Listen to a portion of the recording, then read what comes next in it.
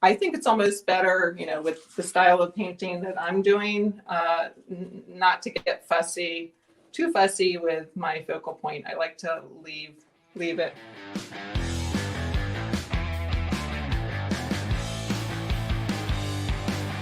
Today may be the most interesting and possibly unusual of all 273 days. What do you think, Jill? Well, yeah, I want people to have fun. I want people to explore possibilities and see, what is possible, and something where you can explore your own creativity. So what are you going to do, Jill? By the way, this is Jill Basham. Welcome. Yeah. So what I'm going to do is start with a blank canvas. And actually, to keep myself interested, I like to come from the perspective oftentimes of just starting with the paint and exploring shapes, and then taking those shapes into something that's more realistic, and it then becomes a landscape. But I'm not quite sure where it's going. When I was a kid, you just reminded me of something I haven't thought of for 3,000 years. And when I was a kid, I remember watching a television show. I don't know if it was local or national, but there was a whiteboard or a flip sheet, and the guy said, "Okay, write 3 or 4 numbers on it." And then he went up and took those 3 or 4 numbers using the shapes and made it into a scene or a person or something. So what we're going to do is kind of similar to that, except you're just going to put blobs of paint out and see what happens, right? Sort of, yes. And you know what, Eric, that's actually reminds me of something I did when I was a kid also. I would, we didn't have iPads to take to restaurants. We had the napkins and pens. And honestly, we would take turns sketching, and then the other person would finish it, and it would become something. And it was a fun game. And I think it really does open ideas up for people. What a great idea. Well, this is going to be fun. Well, Jill, we're going to take a quick break, make a couple of announcements, and then you can get all set up and we'll be right back. We got to get to the fun. And the fun is finding out what kind of crazy, silly things Jill has for us today. It is fun too. And I found, for myself, I can get bored sometimes with the process or trying to stay within a mold. And I might have a little bit of ADD. I don't know, but I like to approach things differently. So when someone says, well, how do you do this? And I say, well, it depends on, the day or how I would like to approach it.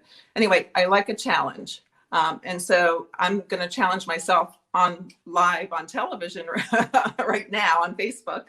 And, well, no pressure. I mean, there's really tens of thousands of people will see this in the replays. So, I ordered some canvases from Blick. I typically like to work on linen, but that didn't come in. So I gessoed a wood panel, and I gessoed it differently than I've ever gessoed it before. So I'm putting a lot of obstacles in my path, but I kind of like it. All right. Blick, by the way, is they're not a sponsor of this show, but they're becoming a sponsor of our podcast and a big sponsor at Plein Air Convention and throughout the Plein Air magazine. And it's a great resource if you're looking for art supplies online. It's blick.com. So what I'm going to do is actually what we talked about before, which is start in with a shape and not actually know what direction I'm going. There's certain landscapes that attract me and that I have in my memory bank. So I love oceans, mountains, and if you go to my website, you can see I obviously like clouds. So anyway, once I start, and this is what I might typically do, it's not just a fun exercise, which I encourage you all to do and try, but it's something that I do almost on a regular basis in my studio. Anyway, I'm going to go ahead and start. And like I said, I'm not looking at a photo reference. I'm just using, first off, my abstract design, and then going in and getting a little bit of detail. All right. Let's get started. This is fun. Can you, by the way, real quickly, is your palette something you can hold up so they can see it? Sure. Everybody likes to know about brushes and colors and panels. Well, one thing with me is I am a messy painter, so I prefer to have. Can you hold it up where we can see it? There we go. I prefer to have disposable palette papers, and I think this is called gray matters. But anyway, so I have a titanium zinc white, a cool lemon yellow, medium cad yellow, Indian yellow, which I have a fascination with right now, cad red light, alizarin crimson, a yellow ochre. And I don't know how to pronounce this, but it's asphaltum. Asphaltum. Okay. A cerulean blue and an ultramarine blue. And then this is a Galkid gel by Gamblin. It comes in a tube. I think that's, and I've started pre-mixing a color, and this is obviously a very dark value. And I'm going to start laying that onto my panel and see what happens. I'm going to teach you a trick. Okay. All right. You're gonna love this trick. You will never be able to live without this trick ever again. All right. You ready? So the problem that you just had on your palette where the paper flew down, right? Yeah. Sometimes when you're mixing with a paper palette, the paper will move or something, and that's a problem. And I use paper palette exclusively too. I didn't used to, because somebody said, "Oh, professionals don't do that." But then when I saw Joe McGurl do it, I figured it was okay. But I always have that problem, or if I'm out plein air painting, the wind will blow and it'll go. So I buy them in bulk, and I take them to the Kinko's or not Kinko's anymore, FedEx office. And they have what they call padding paste. It's what they put on the end of paper to make it into a pad. Oh. I have them pad 3 of the 4 sides. And it's already padded on one side, so I'm adding 2 more sides. And that way, when the wind hits it or anything happens, it doesn't blow. Yeah, that's a great idea. You can actually buy, I used to be a printer, so you can buy a little jar of padding paste and just do it yourself. That's a great idea. Well, I've been using painter's tape, when on a windy day when I'm plein air painting. And that really doesn't do a fantastic job. It sort of just gets me by, but your ideas are really great. So thank you. Thank you. All right, here we go. Let's get started. Okay. So, I tend to be a fast painter, and I think you might call it more intuitive painting oftentimes. So I really dive right in. Of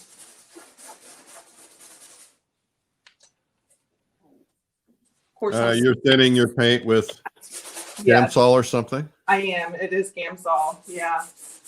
And, design is one of my loves. I love a wonderful design in a painting. So when I'm laying in, I'm thinking about that. I'm not necessarily right now thinking about what it is, but I am thinking about the design itself.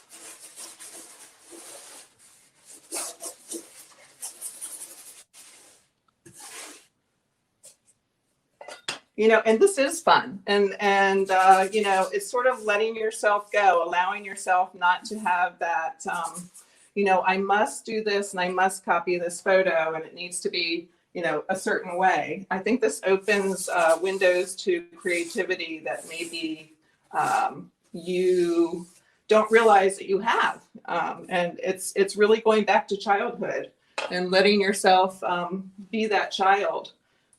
And that's fun for me. What would be a really interesting challenge now would be to turn it completely upside down. Exactly. Actually, let's do that. All right. Okay. That's what I do. I mean, that's actually my day in the studio. Really? Don't get paint on that beautiful blue sweater. It already has paint on it, Eric. All my clothes have paint. Yeah. My wife says you have 2 kinds of clothes that have paint on it and clothes that are about to have paint on it. Okay. So, I might have had a preconceived notion of maybe where I was going once I started to lay in that shape. But now I'm seeing other possibilities. So let's see. I just really screwed you up when I did that, because No. now that darkness, that'd be tough to make it a sky, wouldn't it? No, not at all. No. No. You know, if you go through my website, you'll notice that I appreciate a stormy sky and nocturnes. So it's actually, I love that. I love that challenge. I'm glad you asked me to turn it upside down. And I employ paper towels a lot. You're like me. You use the blue industrial. The what? The blue paper towels. I love them. Yes, yeah. You know, there's nothing like what is it? Bob Ross used to say. He used to say happy accidents. Yeah. Yeah. I think there's truth in that.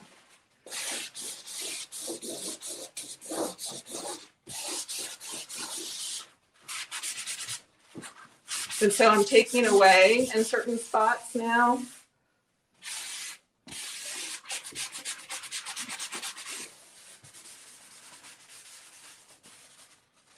And you know, you can take your paper towel and actually, if you press it lightly, you can make on that thin. You know, I do appreciate tonalism. I'm not sure that I don't necessarily fit into the mold of being a strict tonalist, but I definitely appreciate that aspect of art.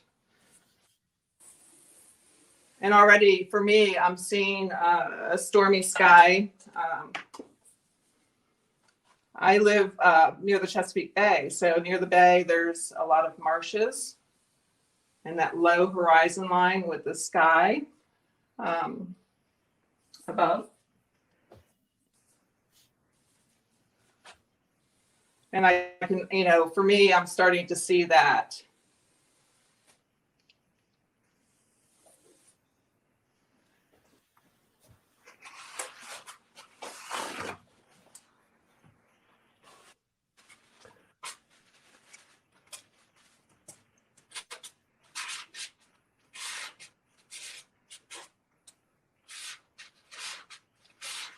You know, and I think also this allows an artist to explore their emotional qualities in their work.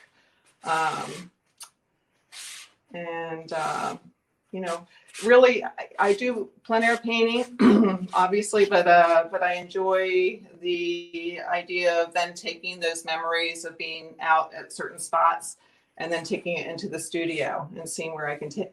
And I would say that what happens is, it's sort of like sifting the emotions of the scene that I've seen into onto canvas. So I think what happens is you leave behind all of the details that maybe you didn't need to begin with, and you leave the emotional quality of what you're painting behind. And values, you know, I'm trying to express values here.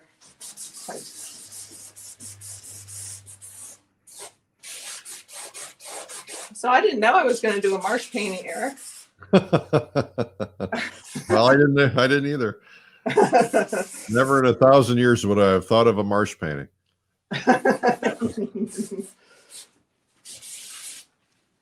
Well, like I said, I do live near the bay, so that is a constant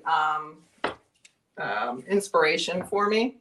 But I also love to travel, and I just got back from Texas not too long ago. Where'd you go? San Angelo.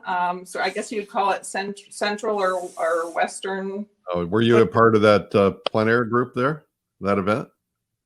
That's where I was. Yes. That's a great show. I understand. Yes, in plein air, Texas. Yeah, and they had it going this year, which was remarkable, I think, and they did a good job of social distancing.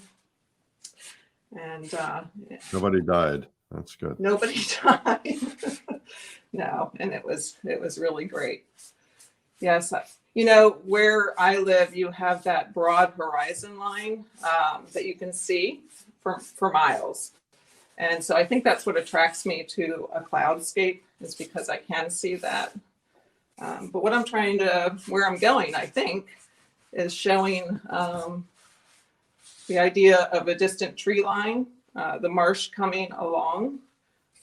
And there again, I'm thinking about, while I'm doing this, I'm thinking about values, thinking about, as I said, design, the flow of the eye, and how this can work. Because you made me turn it upside down. I didn't make you. I just want to make it's for the record. I didn't make you. I just suggested it. It was no. It was. So if you screw it up, it's all on you. It's all on you. Well, you know what I'm going to do is just show you all my successful paintings after this. All right, that works.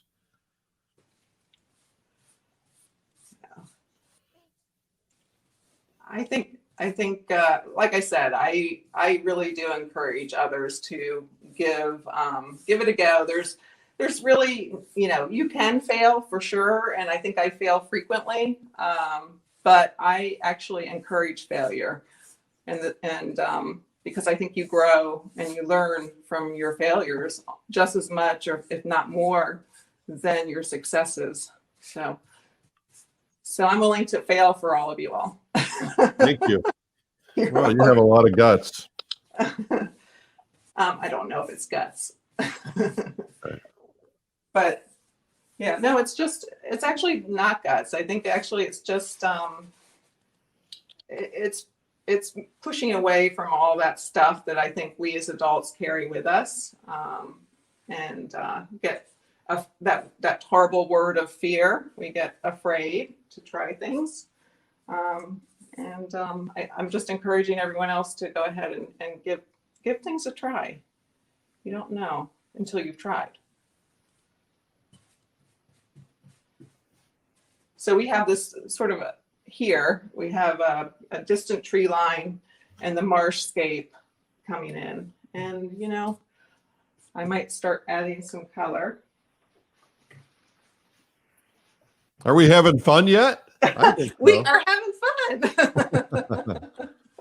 fun. People seem to be digging it. What's that? People are digging it. Oh, good. And is that just a paintbrush from the hardware store?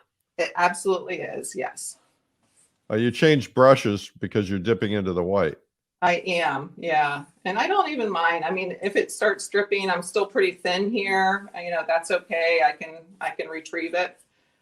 And that's the thing. I think there's a tendency for artists to almost be too precious, depending on what they're doing. And I think it's important to try to let some of that preciousness go. At least to have fun in the studio.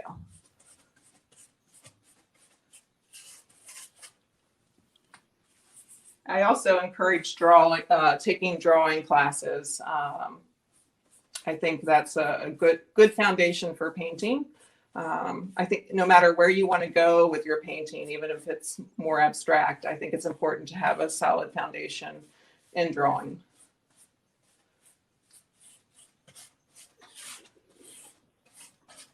So I think what I'm doing here is creating, I love atmosphere. And so what I'm trying to do is create the sense of depth and atmosphere in this. And obviously, what are we, like 10 minutes in at this point? Yeah, you got another 20 to 25 minutes. Okay, yeah. So I have time, but there's something about the immediacy of working quickly to create a design that can really, honestly, I think it can work if you think almost more right brain than left brain with this. But like I said, sometimes it can absolutely fail. But that's okay.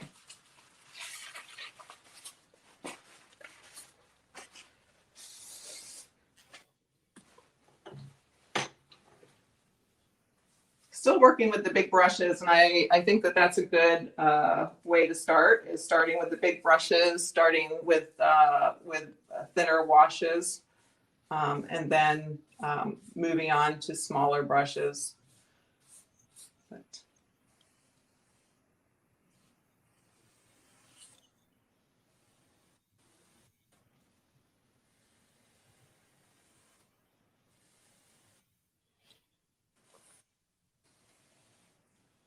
did you have any questions for me, Eric? Yeah, what the heck are you painting now? It's going to be a tree? No, it's a sky. Ah. Oh, the tree line. Yes, a distant tree line.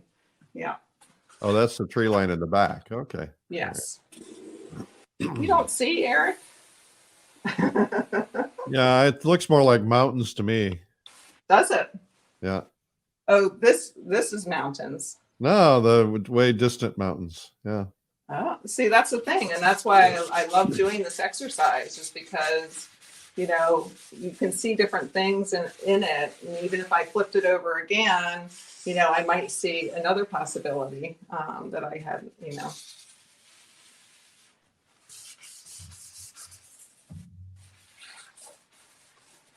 And this is another thing I like to do, which is sort of dragging the paint as it's drying across and sort of taking away rather than adding. Or, you know, actually, you know, there's nothing wrong with destroying destroying what you already have in order to rebuild again.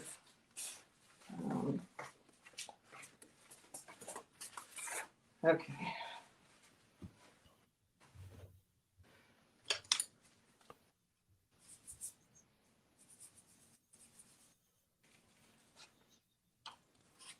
I tend to like a limited palette. You know, although what I showed you was quite a few colors of cool and warms of each primary color, I do appreciate almost a monochromatic painting as well.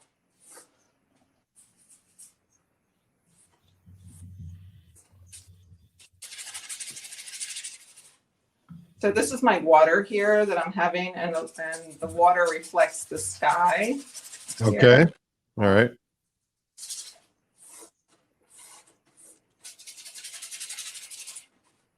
And I'll have that lead back. And I think part of the problem people run into with water as it recedes is it's not laying flat. And so that's something that can be tricky. And it's a matter of almost having more land coming together than what they think. So you express a mid-ground here, and then you might have a distant water line.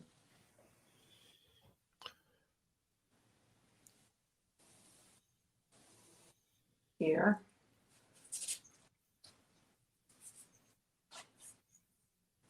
And then the foreground water, which isn't reflecting as much.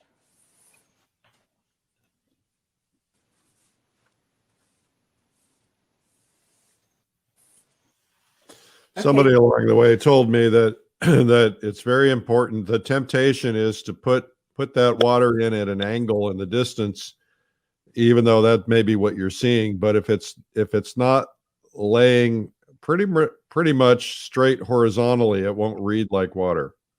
Do you find that to be true? I do find that to be true. Yeah, that's exactly right. It's flatter than what people would imagine as far as the angles.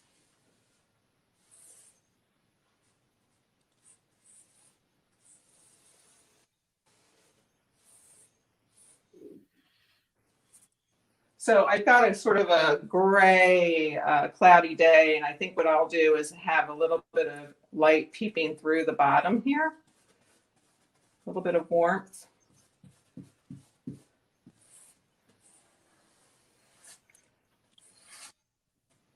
What kind of brush is that?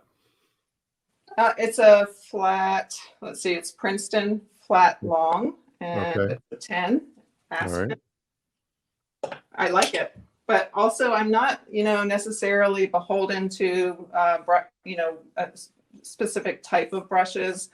And I don't think, if you're listening, that it's necessary to follow a specific regimen of anything. And I think that that's sort of why I decided to do what I'm doing today, is because I want to encourage people to try different brushes, try different surfaces. Just come at your studio or come into your studio as if it's almost like a laboratory where you're experimenting. And I think, you will fail. You'll fail a lot, but you'll also have some successes or some revelations for future work. And I think it just promotes growth, honestly. Yeah, well, that's the old joke, and it's how do you spell growth? Failure. FAI. Yes, absolutely. Absolutely. I mean, if people would learn to embrace their failures, they would be a lot less frustrated. I agree.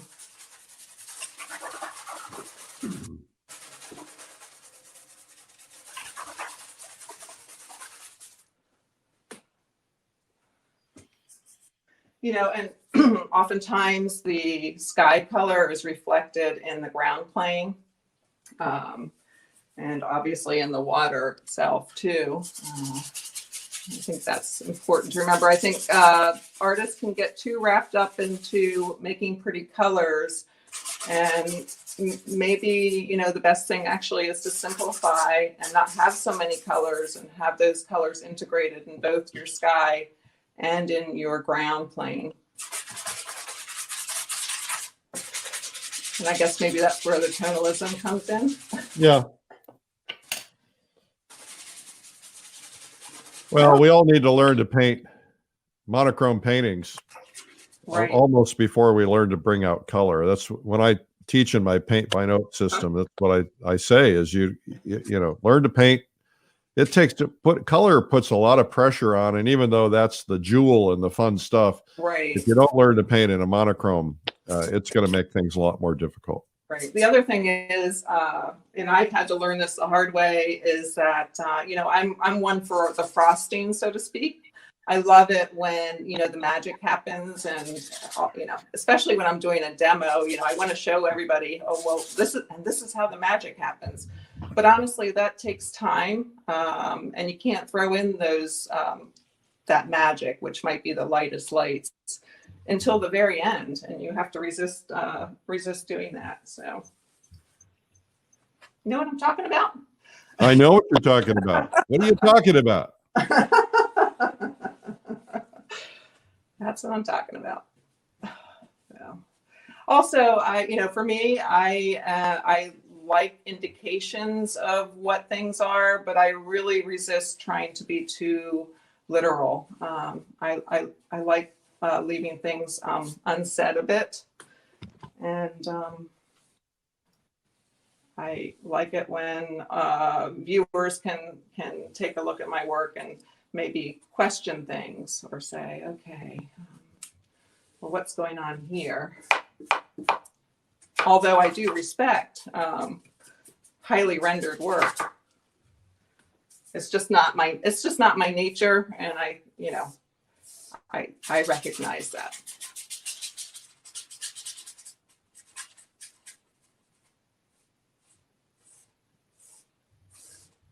I like to, try to express the foreground, the area closest, and then sort of the midground, as well as the background in my landform. And I think that helps to show distance.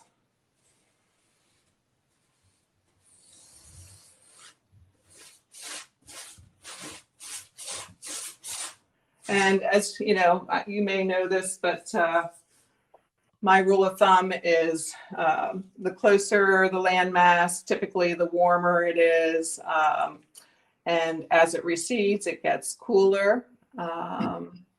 And also grayer and lighter as it recedes. So somebody should put that in the comments.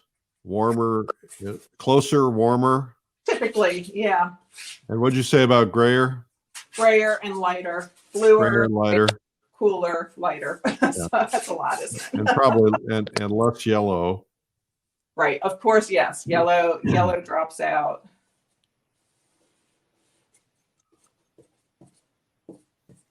You know, I love plein air painting, but I think during COVID, it's given me time to do more studio painting. It seems like I'm not sure why that is, because I could go out there, but I really am enjoying this, the time in the studio just to explore. Yeah, I think a lot of people are having a lot of fun.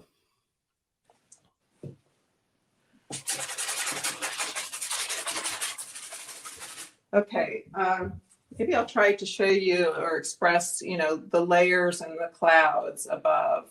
Okay.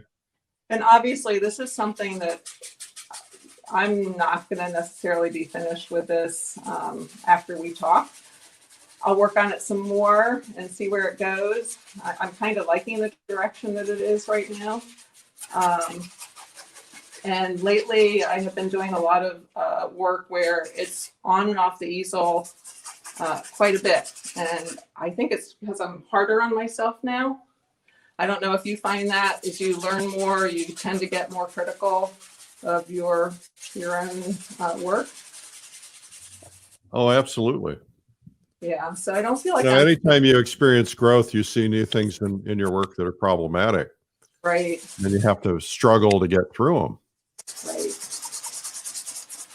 Well, I'm kind of liking the surface. I've never brushed on the gesso like I did, you know, prior to this broadcast. So it's interesting to see how that's working. And I'm thinking as I'm doing these brush strokes and blending about design. So my idea is to have it leading in this water. And then coming across here, this is sort of the window up, and I might have some cloud forms here. And then I would sort of like to lead the eye. All right. Well, you got 15 minutes to pull it off. Okay. Well, actually, I'm not sure that's right. You got 15 minutes. Okay. Well, you've got diagonals, and diagonals are important in your composition. Why? It creates a certain sense of energy for your eye, you know, a person's eye to follow through the painting, and excitement, whereas flat lines tend to, you know, calm things down, but also it potentially might flatten it so much that it might not be that interesting. Well, what I like about this is that you've got the peace in the lower third, and then you've got chaos up above. Isn't that life? Yeah. Well, you know, don't put it past me to have a dramatic sky, because I definitely am prone to my stormy skies. Hey, a storm is coming.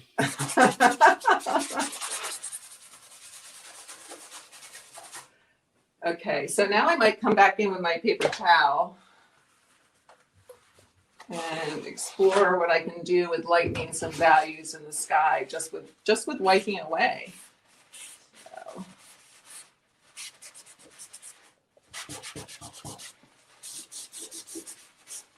And that, you know, I might then find certain clouds that I would like to have stay closer to the viewer, like this blue area here. I almost would like to have closer, I think, as a shape to balance. So I think what I'm doing is this shape here is now being balanced by this shape here. It's a counterbalance. Oh, I just left fingerprints, which I find to be interesting.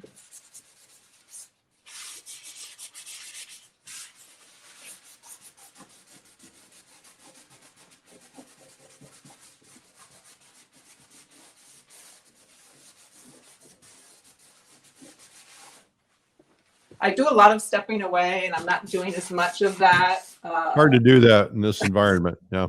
Yeah, but I do encourage that very much. I think that there's nothing like walking away from your canvas to see what's going on and the potential, where things might not be working.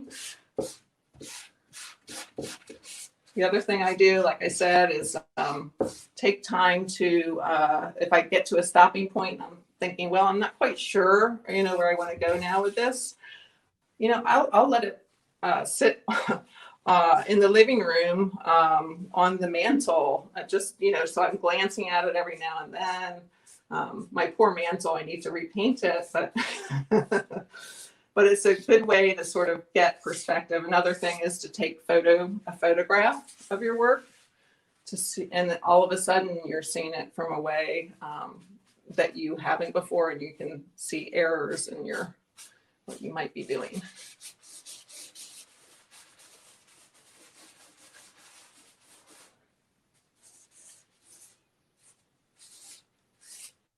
I could put a structure in the background.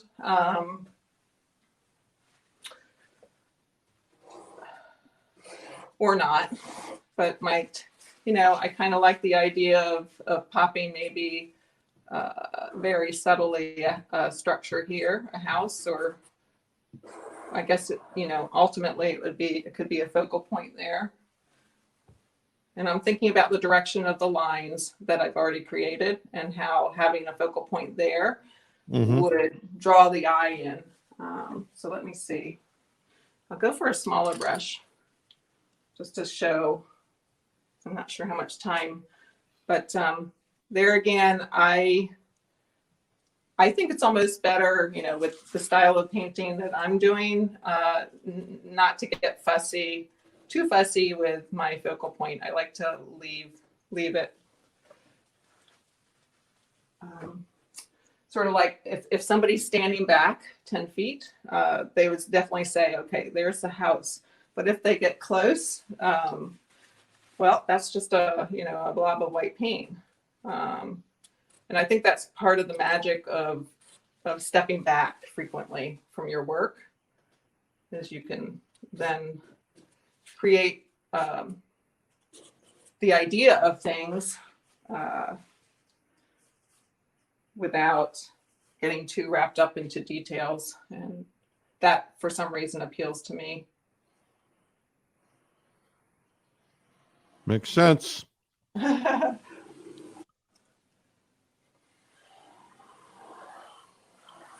like the sounds of the brush on the board. Yeah. And how when it's maybe, there's these storm clouds and you have a bit of rain coming down,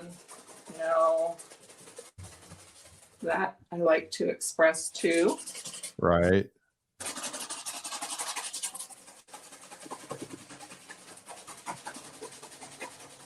But, this is fun because I really didn't know where I was going with this. And no, but it's cool. It's really been fun to watch this develop. Uh-huh.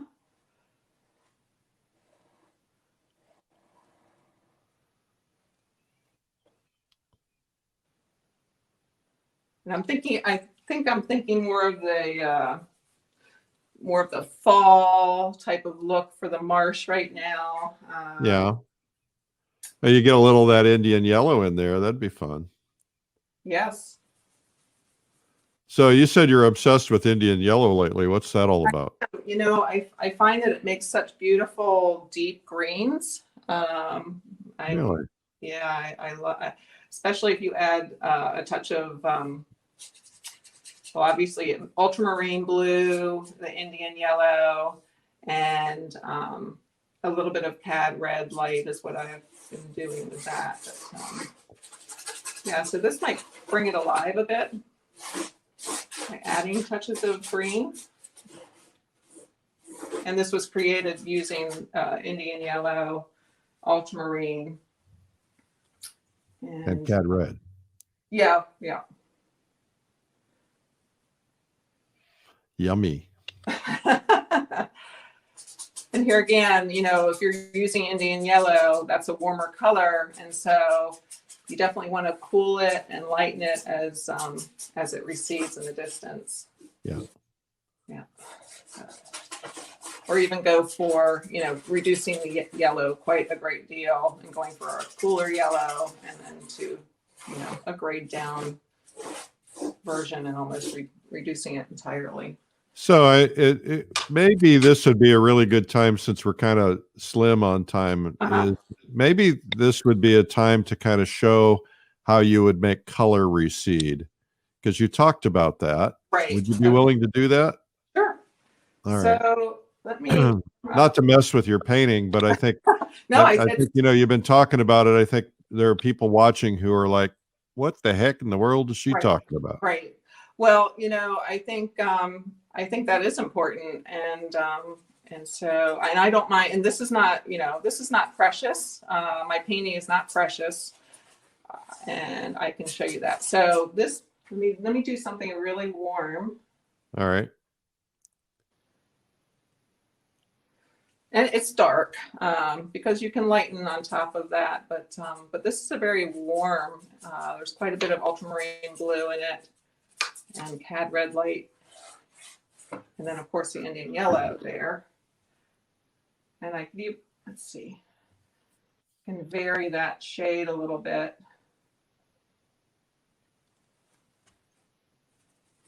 Okay, so that might be, the foreground area there, the warm. Okay, and then as it recedes, you are going, I'm going to switch back brushes to a bigger brush here. So it's lightening.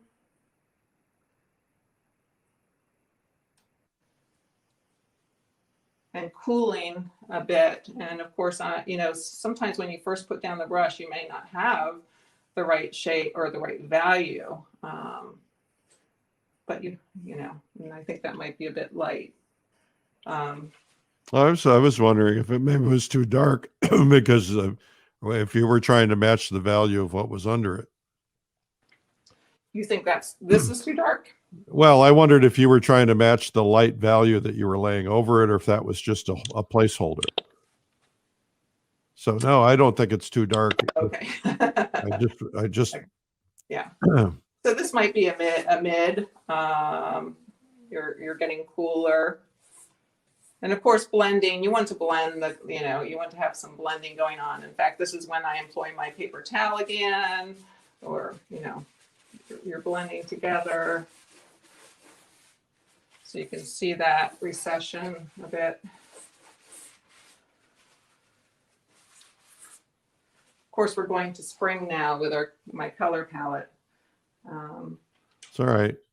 And then I'm cooling it and graying it, adding more white.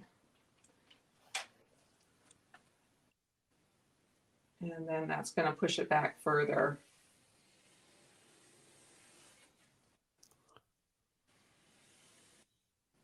And you also lowered the value, or made it a lighter value. Did, yeah. Yeah. And, a mistake I think that often people make is that they don't realize the size of the foreground versus the distant atmospheric background. And oftentimes that foreground can be, can go up quite high until you hit your midground, which could be a narrow swath. And then to your more distant horizon line is actually more in a narrow spot, I find, than your foreground, which can take up quite a bit of that space. Cool. Well, we're down to about our last 3 minutes. Okay. Part of what I love about being able to come into the studio and just sort of start something and paint is that I can travel to this location now in my mind, which is a wonderful thing to do during COVID. So I encourage everybody to think about where they might like to be. Where would you like to travel to, and give it a go. Travel to that place. You want to go to France? Yeah. Paint France. Yeah, great idea. Yeah. I want to be there. That's beautiful. It's really nice. You're going to be in France. No, I want to be there where you. Oh, you want to be here? Yeah, well, come on down to Maryland. Come to the eastern shore of Maryland. All right. Well, Actually, come to Plein Air Easton next time. They have it. I've been invited. At some point, I'll do it. Yeah, they would love to have you, I'm It's sure. always in conflict with something else that I have going on in my life. So, Yeah. okay. Yeah. So now you're going to put down the brush. Okay. You're going to come back on camera. Okay. Oh, good. So you wanted to show us your studio for a second. You want to just give Yeah. us a quick I'll overview?